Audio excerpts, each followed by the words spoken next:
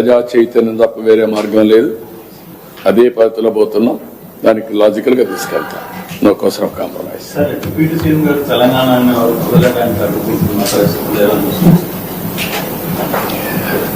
అంటే ఇది కూడా కరెక్ట్ కాదు. ఇప్పుడు నేను తమిళనాడులో పోయి క్యాంపెయిన్ చేయవచ్చా?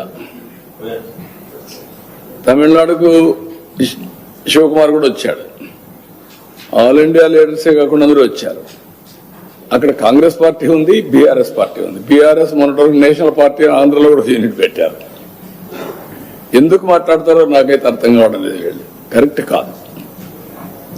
ఏదైనా సరే కొన్ని ప్రజాస్వామ్యంలో అమెరికాలో తెలుగు వాళ్ళు సెనేటర్స్ అవుతున్నారు. ప్రపంచం అన్ని దేశాల్లో అవుతున్నారు, ఒక అమెరికాలో కాదు. ఎవడైతే బెటర్ సర్వీస్ చేస్తారో వాళ్ళు ఆటోమేటిక్గా అవుతున్నారు.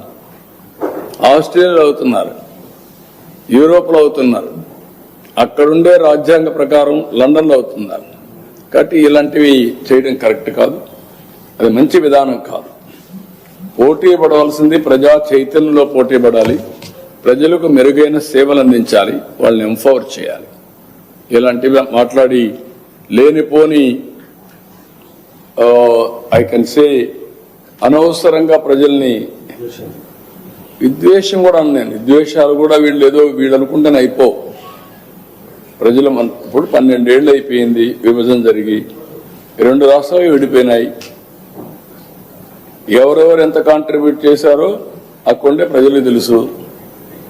ఇప్పుడు మనం చేయాల్సింది దీన్ని లాజికల్ గా తీసుకుపోవడానికి, చెడగొట్టకుండా లాజికల్ గా తీసుకెళ్లాలి. ఎవరున్నా అది వదిలిపెట్టి మాట్లాడడం కరెక్ట్ కాదు.